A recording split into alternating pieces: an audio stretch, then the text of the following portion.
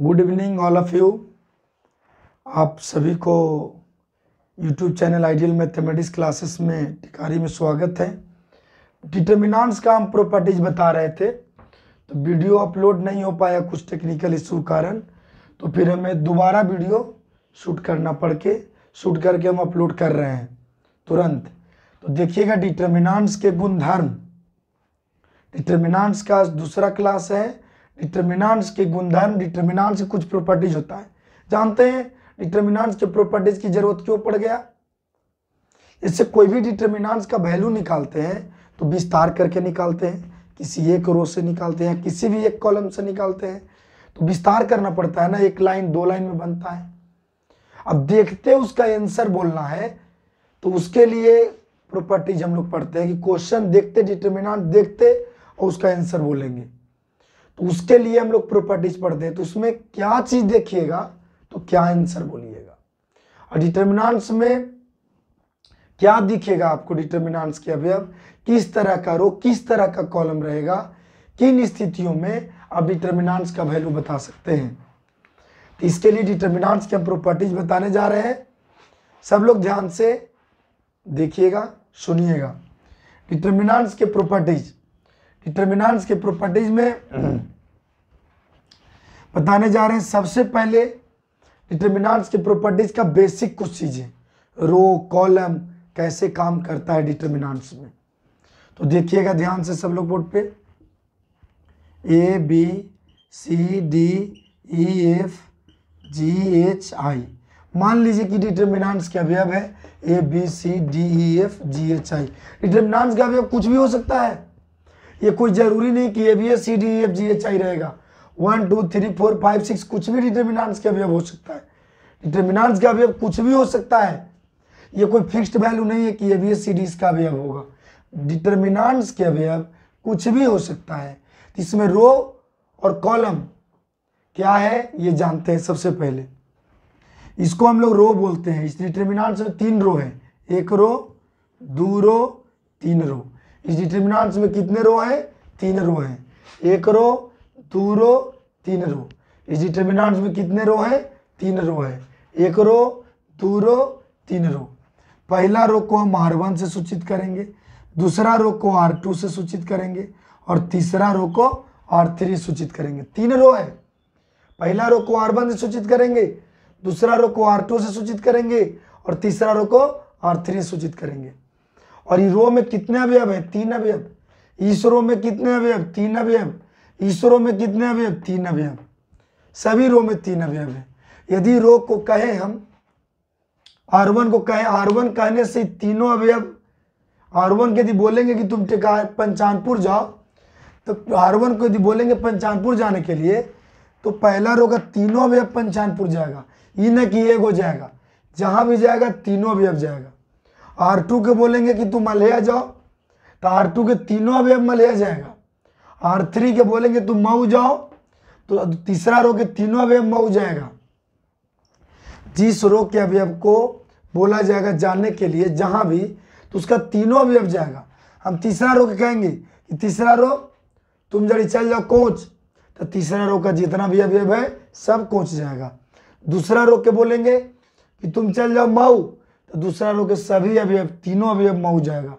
तीसरा रो के बोले, पहला रो के बोलेंगे पंचानपुर जाओ, तो पहला रो के सभी अवयव पंचानपुर जाएगा। अब देखिए column, column A B C D E F G H I. अब देखिएगा ये डिटर्मिनेंट्स क्या अवयव हम कुछ भी ले सकते हैं, कोई जरूरी नहीं था कि A B S C D E F G H I ले सकते हैं। ये आपका पहला कॉलम है, इसको आप C1 से सूचित करिए। ये आपका दूसरा कॉलम है, इसको C2 से सूचित करिए। ये आपका तीसरा कॉलम है, इसको C3 सूचित करिए। ये पहला कॉलम है, C1 से सूचित करिए, दूसरा कॉलम है C2 से सूचित करिए और ये तीसरा कॉलम है C3 सूचित करिए। पहला कॉलम को C1 से, दूसरा कॉलम को C2 से और तीसरा कॉलम को C3 से सूचित करेंगे। पहला, अब तीसरा कॉलम को हम बोलेंगे कि पहला कॉलम को बोलेंगे कि तुम जाओ अलीपुर, तो पहला कॉलम का तीनों अवयव अलीपुर जाएगा, तीनों अवयव जाएगा।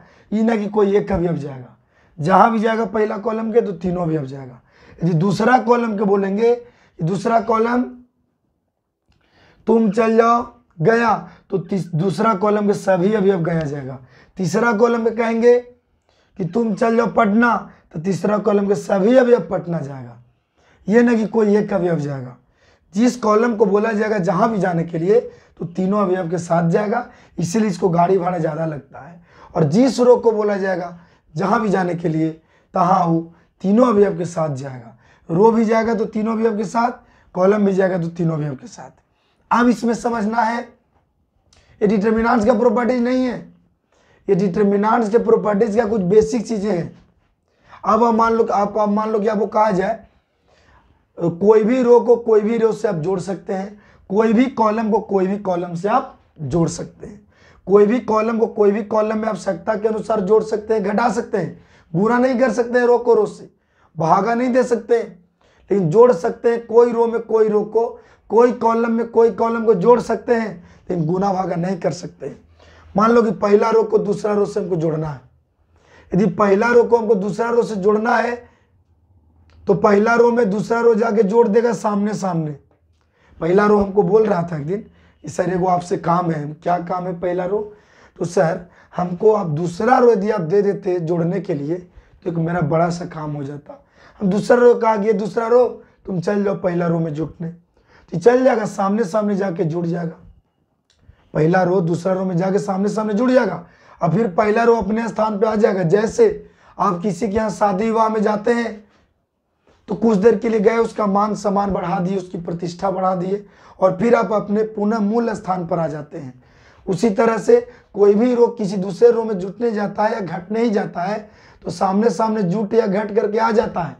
ये ना कि R2 को हम जाके R1 से जोड़ दिए, यदि आवश्यकता पड़ गया R1 में, यदि जरूरत पड़ गया तब, यदि जरूरत पड़ गया R1 को R2 जोड़ने का तो जा करके जोड़ देगा सामने सामने, सब सामने सामने जाके जोड़ देगा। सामने सामने जाके जोड़ देगा R1 R2 में, और जब सामने सामने जाके जोड़ देगा, सामने सामने सब जोड़ देगा और उसके बाद पूरा अपने स्थान पे आ जाएगा। यदि R1 की जरूरत पड़ेगा कि ना हमारा R2 भी जोड़ दीजिए और R3 भी जोड़ दीजिए, तो हम R2 के भी तीनों अवयव जोड़ देंगे और R3 के भी तीनों अवयव सामने सामने जाके जोड़ देंगे। तो इसका मतलब R1 चेंज हो जाएगा लेकिन R2 R3 चेंज नहीं होगा, क्योंकि R2 R3 तो बेचारा गया, उसके यहाँ कुछ देर रुका फिर आ गया, R3 भी गया कुछ देर कहा गया। तो कोई भी रो में यदि R3 में जरूरत पड़ जाएगा कि R3 एक दिन हमको टेलीफोन किया और बोला कि सर वो काम करिएगा, हम बोले क्या? तो सर यदि आप मान लीजिए कि जोड़ देते हैं R2 को या सर आप R1 को जोड़ देते हैं तो सर हमको कुछ कॉमन हो जाएगा, तो हम लोग जोड़ सकते हैं ला करके। यदि R3 की जरूरत पड़ेगा कि सर जरा हमारा R2 को भी ला के घटा दीजिए हम में, और हमको सर R1 को भी ला के घटा दीजिए, तो आप आराम से घटा सकते हैं। तो R3 में चेंजिंग हो जाएगा लेकिन R2 R1 में चेंजिंग नहीं होगा। उसी प्रकार से पहला कॉलम में यदि आप दूसरा कॉलम को जोड़ते हैं या पहला कॉलम में यदि आप तीसरा कॉलम को जोड़ते हैं तो जुड़ जाएगा। पहला कॉलम में यदि जरूरत पड़ेगा, पहला कॉलम की यदि जरूरत रहेगा कि सर हमको दूसरा कॉलम के जोड़ दीजिए, तो आराम से जोड़ दीजिए। यदि कॉमन वोमन बने या और कोई फ़ायदा के लिए पहला कॉलम चाहता है कि हम दूसरा कॉलम को अपने साथ जोड़ दें तो जोड़ दीजिए। तो C1 में चेंजिंग आ सकता है बट C2 में चेंजिंग नहीं आ सकता है, C2 वही रहेगा। यदि आप तीसरा कॉलम, यदि पहला कॉलम कहेगा कि सर हमको तीसरा कॉलम ला के जोड़ दीजिए, तो पहला कॉलम में तीसरा कॉलम को ला के जोड़ दीजिए। और जोड़ने के बाद यदि कोई फ़ायदा होता है तब, ऐसे नहीं कि जिकरा मन कॉलम में होगा वो कॉलम को जोड़ देंगे, कोई बेनिफिट होगा तब, कोई कॉमन वगैरह होने लायक रहेगा तब, ऐसे काहे जोड़ेंगे?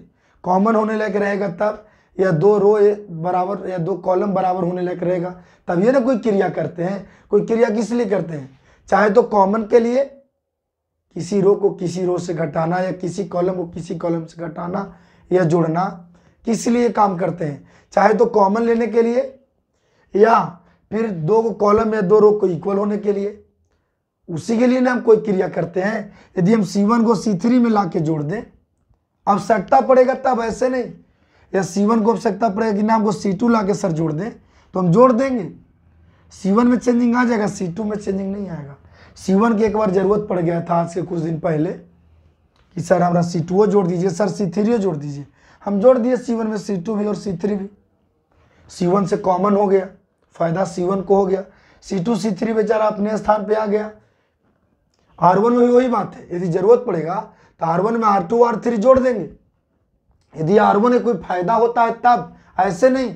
यदि R1 से कॉमन होता है तब, R1 से कोई बेनिफिट होता है तब हम R1 में R2 R3 को जोड़ देंगे और R1 से कॉमन लेंगे। ये फायदा के लिए, मतलब कोई कॉमन वगैरह होता है, इस केस में हम लोग ये काम कर सकते हैं। कोई रो के साथ जोड़ देना, घटा देना, गुना भागा नहीं कर सकते हैं। या कोई कॉलम को कोई कॉलम के साथ जोड़ दीजिएगा, गुना भागा नहीं कर सकते हैं। तो किसी भी कॉलम में यदि आप किसी भी कॉलम को जोड़िएगा या घटाइएगा तो कॉमन के लिए, मान लो C1 में यदि कोई क्रिया हम करेंगे C2 या C3 जोड़ने का, तो C1 में चेंजिंग आएगा, भाई सब लोग आके जुटा भीड़ भाड़ हो जाएगा, उसके यहाँ अस्त व्यस्त लोग हो जाएगा। लेकिन C2 C3 में कोई चेंजिंग नहीं होगा। चाहे R1 में ही R2 R3 को यदि जोड़ेंगे, R1 में R2 R3 के जोड़ेंगे तो कॉमन बगैर R1 अस्त व्यस्त हो जाएगा, R1 में चेंजिंग हो जाएगा कि R2 जुटा R3 जुटा, लेकिन R2 R3 पर कोई फर्क नहीं पड़ेगा। तो ये डिटर्मिनेंट्स के गुणधर्म के प्रॉपर्टीज का कुछ, मैंने डिटर्मिनेंट्स के गुणधर्म में कुछ बेसिक चीजें था कि आप किसी भी रो को किसी भी रो से जोड़ सकते हैं, आप किसी भी कॉलम को किसी भी कॉलम से जोड़ सकते हैं, घटा सकते हैं, किसी भी रो को किसी भी रो से। मान लीजिए एक बार जरूरत पड़ गया था C3 को कि सर हमारा C1 जोड़ दीजिएगा, हम बोले क्यों नहीं जोड़ देंगे, लाके C3 में C1 जोड़ दिए।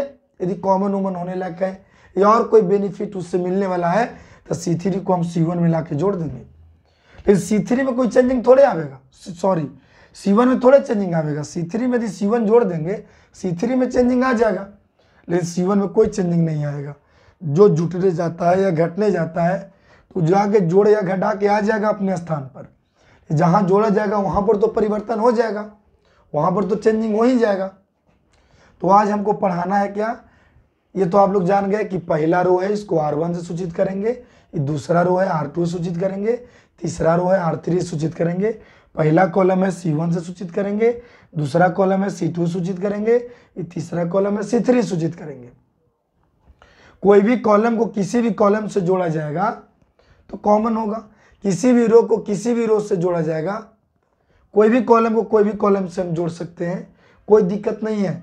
लेकिन हम मान लीजिए C2 में हमारा C1 जोड़े के बाद बारी आ जाएगा, वैसा काम आ जाएगा, वैसा ज़रूरत आ जाएगा कि ना भाई C2 में C1 जोड़ना ज़रूरी है कॉमन के लिए या और कोई अन्य काम के लिए, तो हम C2 में C1 जोड़ सकते हैं। तो C2 में चेंजिंग आ जाएगा यदि C1 जुटेगा। तो कोई भी कॉलम में हम यदि क्रिया करेंगे, किसी भी जगह पर कोई काम करेंगे तो जगह में चेंजिंग थोड़ा बहुत आएगा वहाँ पर का। जैसे कहीं पर कोई जगह पर आप मकान बना रहे हो, ईंटा बालू कोई चीज़ से, तो वहाँ पर चेंजिंग आएगा कि नहीं आएगा। किसी भी जगह पे कोई काम करेगा तो चेंजिंग तो आएगा ही। तो R1 में यदि R2 जोड़ते हैं, R3 जोड़ते हैं तो R1 में चेंजिंग आ जाएगा, लेकिन R2 R3 वही रहेगा। C1 में यदि C2 C3 जोड़ते हैं तो C1 में चेंजिंग आ जाएगा, C2 C3 वही रहेगा। तो ये था आपको डिटर्मिनेंट्स के गुणधर्म माने प्रॉपर्टीज का बेसिक चीजें। अब आप लोग जानिए डिटर्मिनेंट्स के प्रॉपर्टीज। डिटर्मिनेंट्स के पहला प्रॉपर्टी जानिए कि किसी भी डिटर्मिनेंट्स में कोई एक कॉलम के पर कोई एक रो के प्रत्येक अवयव 0 हो, कोई एक रो के प्रत्येक अवयव 0 हो। किसी भी डिटर्मिनेंट्स में कोई एक रो के प्रत्येक अवयव 0 रहेगा तो उस स्थिति में पूरे डिटर्मिनेंट्स का वैल्यू 0 होगा। यदि किसी भी डिटर्मिनेंट्स में कोई एक रो के प्रत्येक अवयव 0 हो, यहाँ तो R1 के प्रत्येक अवयव 0 है, कोई जरूरी नहीं कि R1 में प्रत्येक अवयव 0 हो, R2 में भी यदि प्रत्येक अवयव 0 रहेगा या R3 में भी प्रत्येक अवयव 0 रहेगा, कोई एक रो में प्रत्येक अवयव 0 रहेगा तो पूरे डिटर्मिनेंट्स का वैल्यू 0 होता है। या कोई कॉलम में, कोई एक कॉलम में प्रत्येक अवयव 0 हो तो पूरे डिटर्मिनेंट्स का वैल्यू 0 होता है। मान लो कि पहले कॉलम के प्रत्येक अवयव 0 है, पहले कॉलम के प्रत्येक अवयव 0 है तो पूरे डिटर्मिनेंट्स का वैल्यू 0 होगा। तो डिटर्मिनेंट्स का पहला प्रॉपर्टीज है कि किसी भी डिटर्मिनेंट्स में कोई एक रो का मतलब जानते हैं क्या होता है, R1 R2 या R3, कोई एक रो के प्रत्येक अवयव 0, तीनों अवयव 0 हो तब डिटर्मिनेंट्स का वैल्यू 0 होता है। R1 में नहीं, मान लो कि R2 के प्रत्येक अवयव 0 रहता, R1 के नहीं रहता तो भी 0 होता डिटर्मिनेंट्स का वैल्यू, R3 के प्रत्येक अवयव 0 रहता तो भी डिटर्मिनेंट्स का वैल्यू 0 रहता, 0 आएगा। या किसी भी डिटर्मिनेंट्स, ये भी डिटर्मिनेंट्स में देखा जाए, कॉलम के प्रत्येक अवयव 0, कोई कॉलम, पहला कॉलम या दूसरा कॉलम या तीसरा कॉलम, कोई एक कॉलम, ये कोई जरूरी नहीं कि पहले कॉलम के प्रत्येक अवयव 0 रहेगा तो डिटर्मिनेंट्स के मान 0 होगा। कोई भी कॉलम, दूसरा कॉलम के भी प्रत्येक अवयव 0 रहेगा तो डिटर्मिनेंट्स का वैल्यू 0, तीसरा कॉलम का भी प्रत्येक अवयव 0 रहेगा तो डिटर्मिनेंट्स का वैल्यू 0। या कोई रो के प्रत्येक अवयव 0 तो डिटर्मिनेंट्स के वैल्यू 0, कोई कॉलम के प्रत्येक अवयव 0 तो डिटर्मिनेंट्स का वैल्यू 0 होगा। ये पहला प्रॉपर्टीज था डिटर्मिनेंट्स के। आप लिखना चाहते हैं तो लिख मैंने स्क्रीनशॉट ले सकते हैं। दूसरा प्रॉपर्टीज डिटर्मिनेंट्स के, ध्यान से सब लोग देखिए, किसी भी डिटर्मिनेंट्स में कोई दो रो समान हो,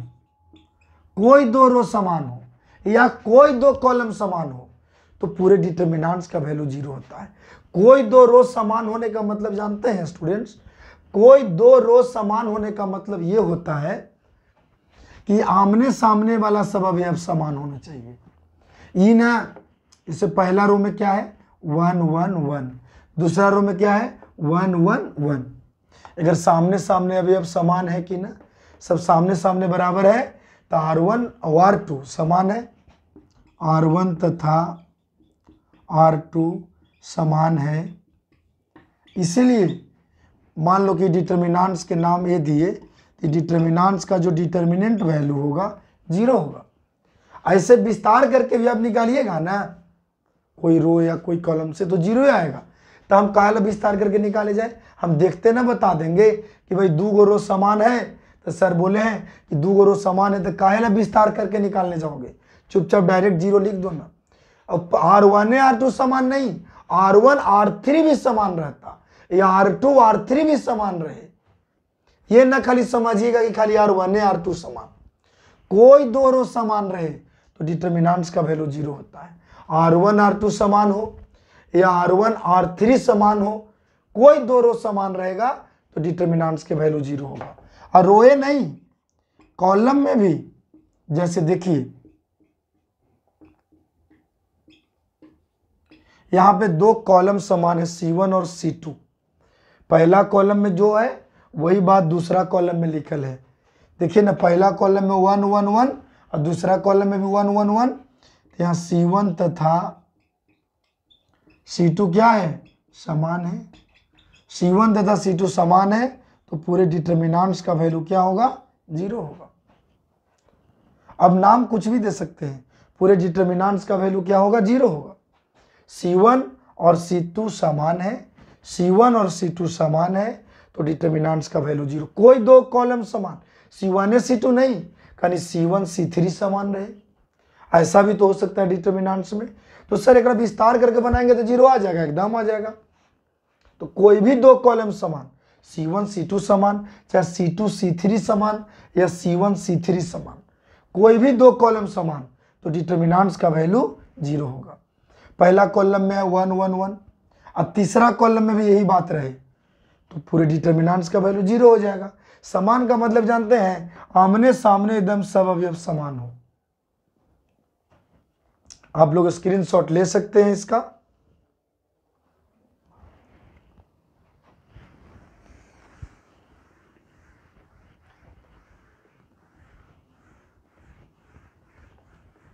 देखिएगा नेक्स्ट आप लोग, अभी यही दूसरे प्रॉपर्टीज में मान लिया जाए कि पहला रो है x माइनस ए, डिटर्मिनेंट्स का x minus B x minus C, और दूसरा रो भी आपका है x minus A x minus B x minus C और डी ई एफ। मान लो कि है ऐसा, आई डिटर्मिनेंट्स में हम देखने से पता चल रहा है कि आपका R1 पहला रो और R2 दूसरा रो, दोनों रो समान है। कैसे सर? सामने सामने अवयव समान है ना। तो जब सामने सामने अवयव समान है तो R1 और R2 दोनों समान है, तो पूरे डिटर्मिनेंट्स का वैल्यू क्या होगा? 0 होगा। R1 तथा R2 दोनों समान है, तो पूरे डिटर्मिनेंट्स का वैल्यू 0। सर इसको समान आप कैसे कह रहे हैं? आमने सामने वाला अवयव समान है, आमने सामने अवयव समान है, तो समझ जाइए कि दोनों रो समान है, यानी R1 तथा R2 समान है। जितना R1 में है उतने R2 में है। R1 R2 समान, पूरे डिटर्मिनेंट्स का वैल्यू 0 होगा। ऐसा भी हो सकता है ABC DEF ABC। अब यहां पर देखिए C1 और C3 समान है। पहला कॉलम में क्या है? ABC, और तीसरा कॉलम में भी वही बात ABC। आमने सामने देखिए ना, आमने सामने समान है ना, आमने सामने समान है ना। तो पहला कॉलम तीसरा कॉलम समान है, तो पूरे डिटर्मिनेंट्स का वैल्यू क्या होगा? 0 होगा। कोई दो कॉलम समान या कोई दो रो समान रहे तो डिटर्मिनेंट्स का वैल्यू 0 होता है। यदि उसका मॉड भी निकाला यदि उसका डिटर्मिनेंट वैल्यू विस्तार करके निकाला जाए तो भी 0 आएगा। तो C1 और C3 समान, तो पूरे डिटर्मिनेंट्स का वैल्यू 0। स्क्रीनशॉट आप लोग ले सकते हैं।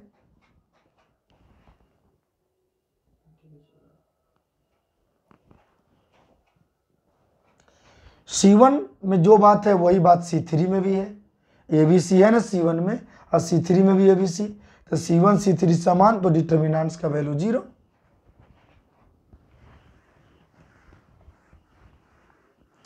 देखिएगा नेक्स्ट, ये सब चीज खाली सुन लीजिए आप लोग बस।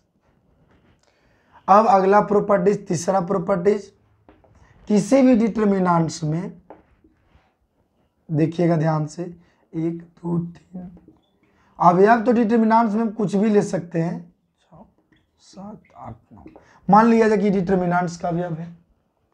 तीसरा प्रॉपर्टीज क्या है, समझिए। तीसरा प्रॉपर्टीज है, पहला प्रॉपर्टीज तो आप लोग जान गए कि डिटर्मिनेंट्स के कोई भी रो के प्रत्येक का अवयव 0, कोई भी रो के, किसी भी डिटर्मिनेंट्स के कोई भी रो के प्रत्येक का अवयव 0 हो, या कोई भी कॉलम के प्रत्येक का अवयव 0 हो, तो पूरे डिटर्मिनेंट्स का वैल्यू 0 होता है। या किसी डिटर्मिनेंट्स में कोई दो रो समान हो या कोई दो कॉलम समान हो, तो पूरे डिटर्मिनेंट्स का वैल्यू 0 होता है। अब ये तीसरा जो प्रॉपर्टीज आपका है कि आप कोई भी रो के अपना स्थान बदल दीजिएगा। मान लो कि R1 R2 से स्थान बदलेगा। ये वाला बात जब हम बता रहे थे लाइव क्लास में,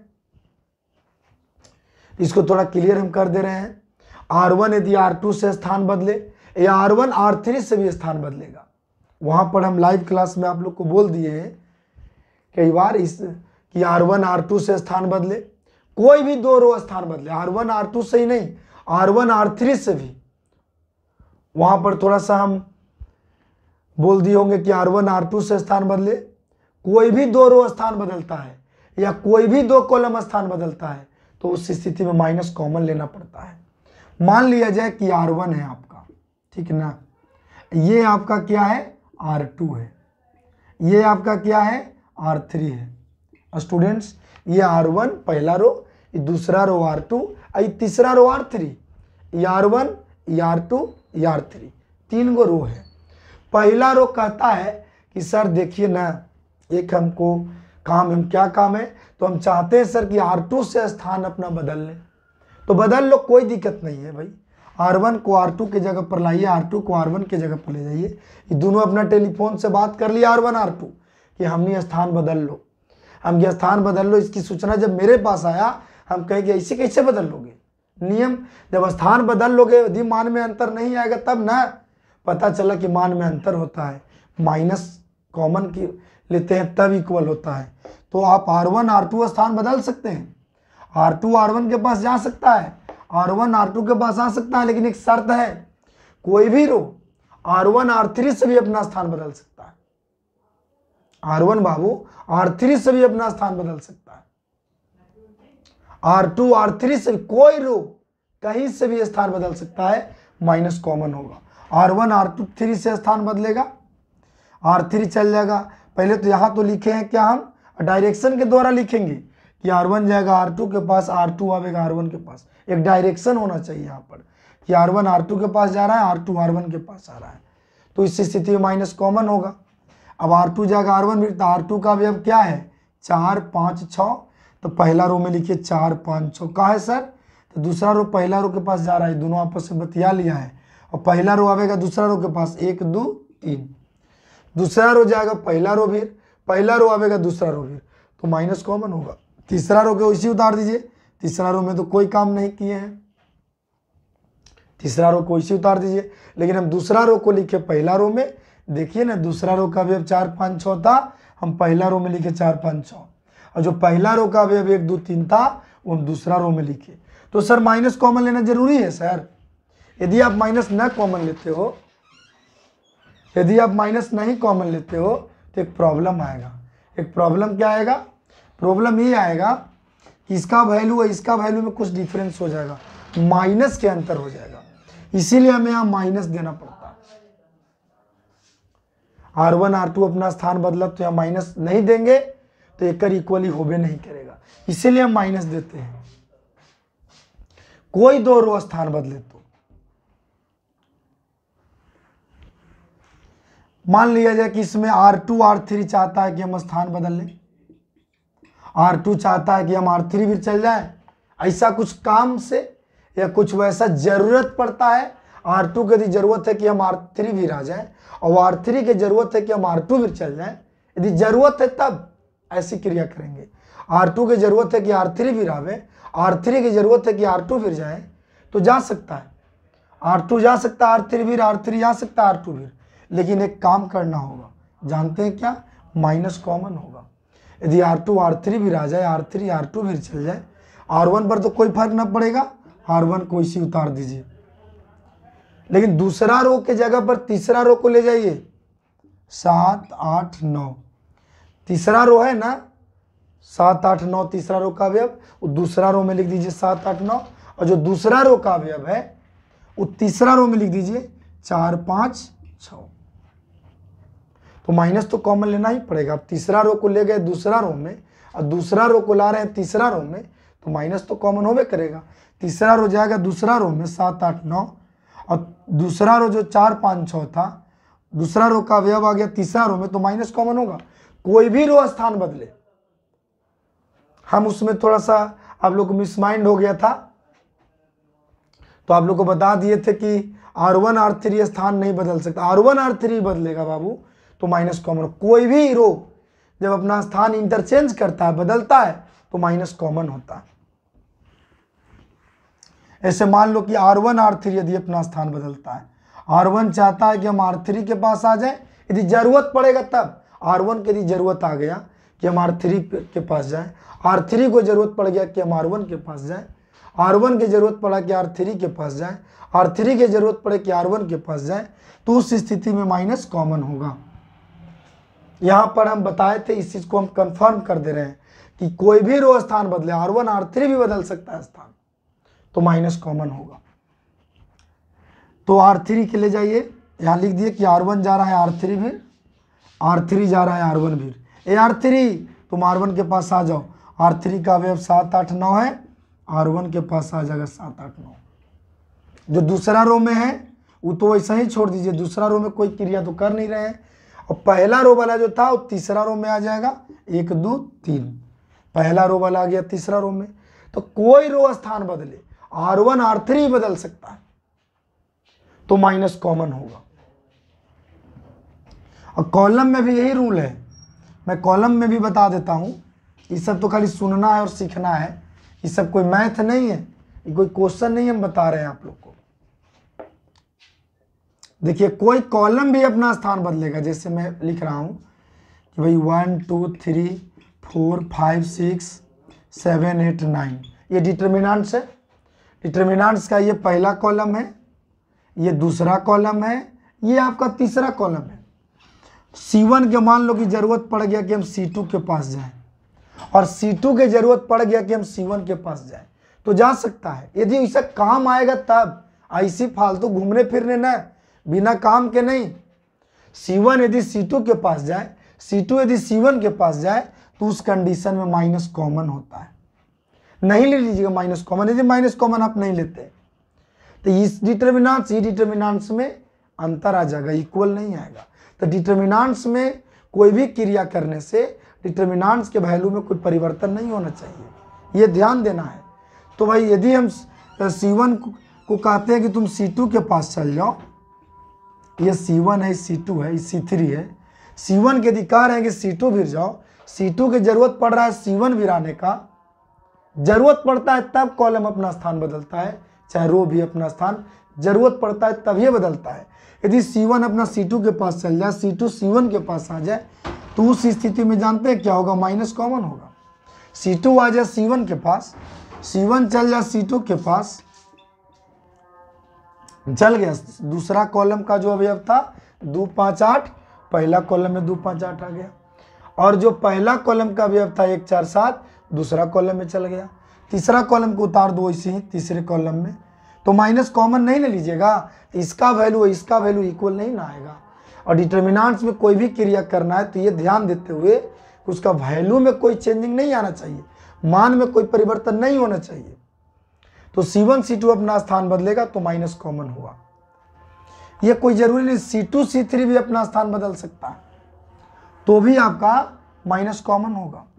C2 यदि चाहेगा कि हम C3 के पास चल जाएं, और C3 चाहे मैंने जरूरत के अनुसार, जब जरूरत ऐसा पड़ेगा, C2 को यदि जरूरत पड़ेगा कि C3 के पास जाएंगे तो कोई फायदा होगा, C3 को जरूरत पड़ेगा कि C2 के पास आएंगे तो कोई फायदा होगा, तो C2 C3 अपना स्थान बदल सकता है। उस स्थिति में ही करना होगा कि माइनस कॉमन होगा। पहला कॉलम में तो कोई क्रिया नहीं कर रहे हैं, C2 C3 में न कर रहे हैं कि C2 C3 अपना स्थान बदल रहा है, तो C1 उतार दो, C2 C3 आ जाएगा C2 के पास, और C2 चल जाएगा C3 के पास, C3 आ जाएगा C2 के पास, और C2 चल जाएगा C3 के पास। देखिए पहला कॉलम को मैंने उतार दिया 1 4 7, लेकिन दूसरा कॉलम को नहीं उतारा, दूसरा कॉलम की जगह पे हमने तीसरा कॉलम के लिख दिया 3 6 9, और जो दूसरा कॉलम था ना, दूसरा कॉलम के अवयव, उसको ले गए हम तीसरा कॉलम में 2 5 8 के, तो माइनस कॉमन होगा। माइनस कॉमन लेगा तब दोनों का वैल्यू इक्वल होगा, ऐसे नहीं होगा। अब मैं बता देता हूं आप लोग को कि दूसरा तीसरा कॉलम स्थान बदला तो माइनस कॉमन। अब ऐसा भी हो सकता है कि यदि पहला कॉलम तीसरा कॉलम के पास जाए जरूरत के अनुसार, अब तीसरा कॉलम भी पहला कॉलम के पास आ सकता है, इसीलिए हमको ये बताना पड़ रहा है कि ये हम बता दिए थे लाइव में। ये चीज ध्यान देना है कि पहला कॉलम तीसरा कॉलम के पास, तीसरा कॉलम पहला कॉलम के पास भी आ सकता है।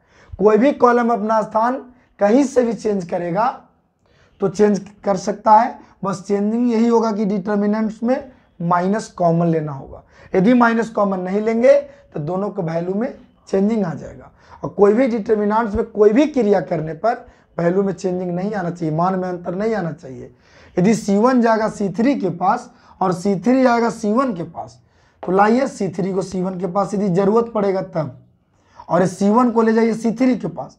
दूसरा कॉलम में कोई चेंजिंग नहीं, दूसरा कॉलम उतार दो, लेकिन पहला कॉलम में तीसरा कॉलम को लाए हैं क्योंकि C1 ले जा रहे हैं C3 के पास, डायरेक्शन दिया हुआ है, C3 आ रहा है C1 के पास, तो पहला कॉलम जाएगा तीसरा कॉलम में, तीसरा कॉलम आएगा पहला कॉलम में, तीसरा कॉलम में जो 3 6 9 है पहला कॉलम में आएगा, जो पहला कॉलम में 1 4 7 है वो तीसरा कॉलम में जाएगा, तो उस स्थिति में भी माइनस कॉमन होगा।